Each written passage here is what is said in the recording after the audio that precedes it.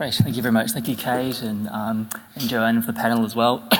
And thank you for the organisers for letting me talk today about the value of key populations in the HIV response. The value of them as the focus of the response, but also as key participants in enacting the response as well. And that's something we'll cover very briefly today, and from the other panellists too. So I want to talk about this notion of the return on investment for key populations. And at first glance, this might seem to be maybe a drive to monetize the response or to monetize even the epidemic or even the value of key populations themselves. And certainly the argument can be distorted in such a way where that could be the case.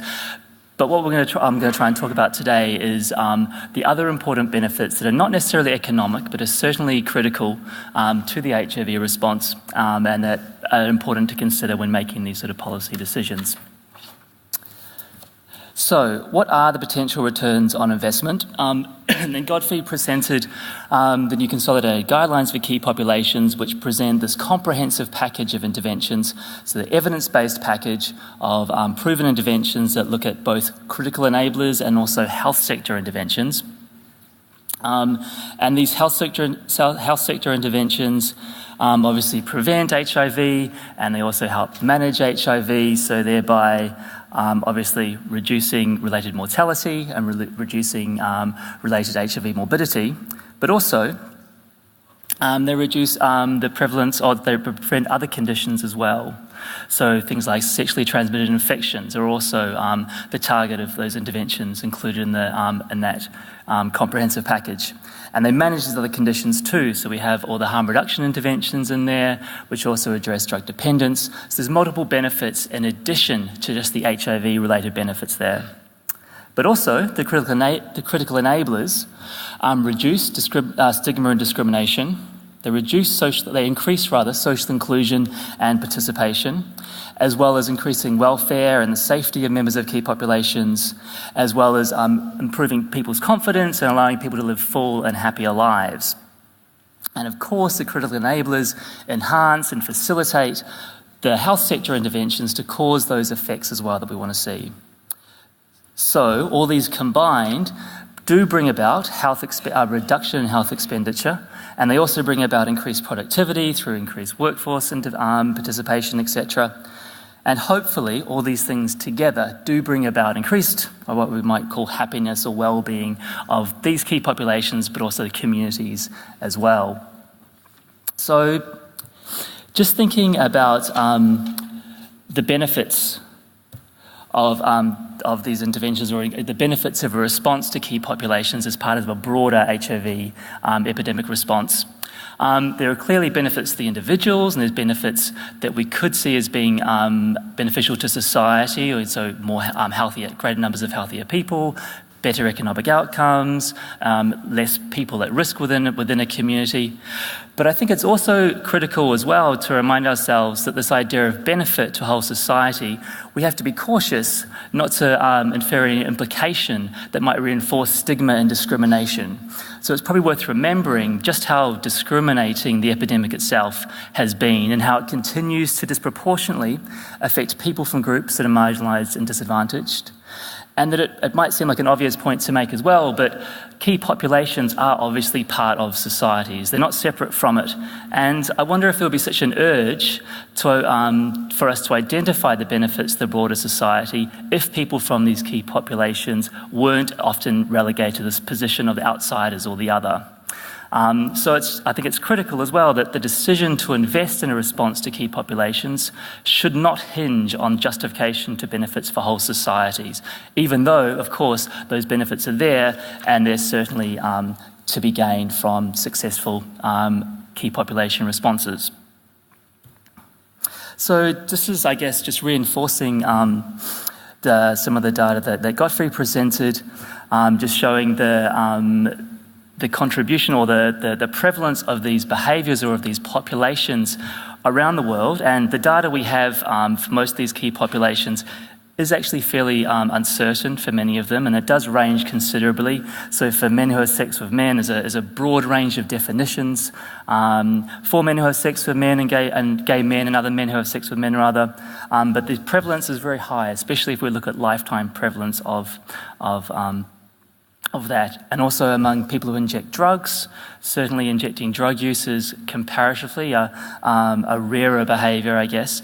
But as well, these do contribute to, or do make up a significant part of populations. And for sex workers as well, I've only got data here from low middle income countries on this slide, but you'll see as well the prevalence of that does vary considerably. And I have to apologise, I wasn't able to pull together some transgender prevalence estimates for this, so I hope they're out there. If they're not, I'm sure they'll be soon, we hope.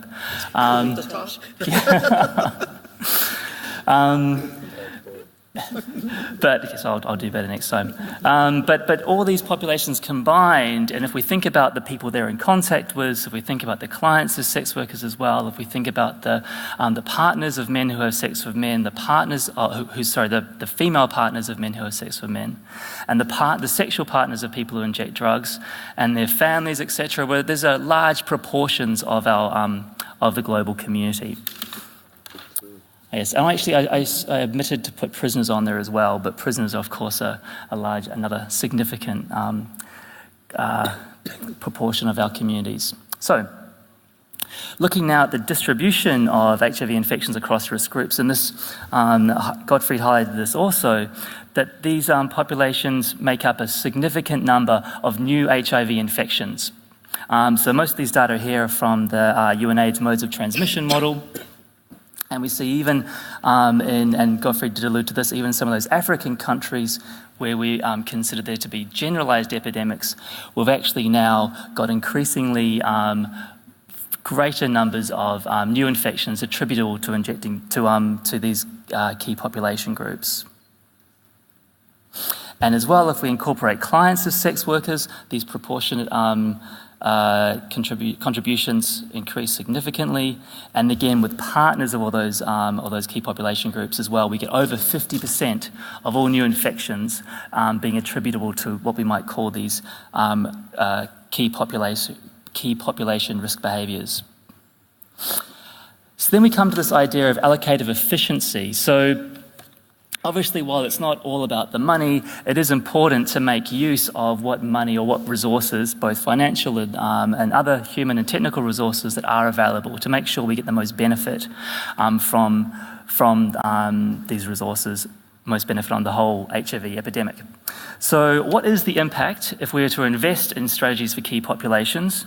And one way to look at this most commonly is through modelling, and I'll present some findings from a model that was developed by colleagues at the Kirby Institute, led by David Wilson, the Optimised model, which is a mathematical model of HIV transmission and disease progression, which integrates or looks at the costs and financial implications of implementing these interventions, but also the benefits to be gained from them, and provides outputs on how best to allocate available resources for a range of outcomes that include how to minimise incident HIV infections, how to save disability-adjusted life years, how to minimise spending commitments, and how to meet any other defined targets.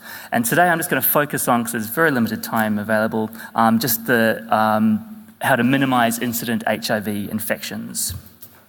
So, looking at one example for an African country with a low-level HIV epidemic, and these data are just provisional. They're for a particular country, but the report hasn't actually been released, so that country will have to remain anonymous just for the presentation. So the general population prevalence is just over 0.5%. Female sex workers have HIV prevalence ranging between 1.6 and 10%, depending on the location of those sex workers. And HIV among men who have sex with men has been measured between 2% and just over 6%. In 2013, there are nearly 6,500 new HIV infections.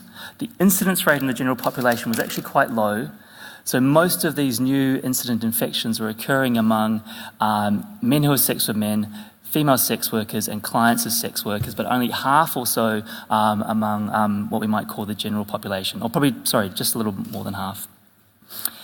And at current spending levels, at the current 2013 spending levels, if these spending levels had remained constant and they're going to remain, if they were to remain with the same allocation they are currently, the epidemic is projected to expand quite rapidly and expected to have increasing numbers of infections among what we call the general population.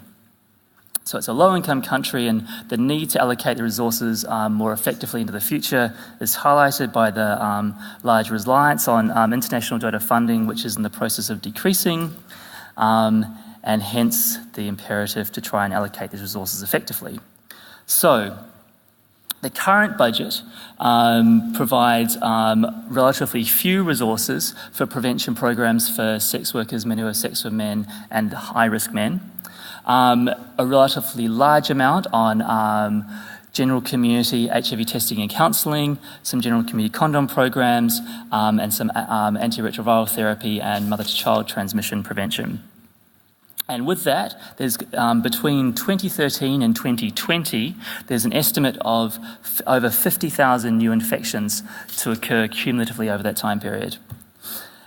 But then, if it was an optimised budget allocation, and this is based on the Optima model, if those funds were shifted very significantly to female sex workers, very significantly to prevention programs for men who have sex with men and high-risk men, and large amounts of money spent on scaling up antiretroviral therapy coverage, then there'd be an estimated 19,000 infections averted over that 7-year period. So, and I think I've probably got just enough time for a very quick example from an Eastern European country with a concentrated in over time. Okay. You're over time. Okay. Okay. Well, we've got one speaker less, but we're... Okay. No, I'll condense it. So then this is an example of Belarus, where it's been very much a concentrated epidemic, initially among injecting drug users, but there's been a shift of transmission to sexual transmission from injecting-related transmission.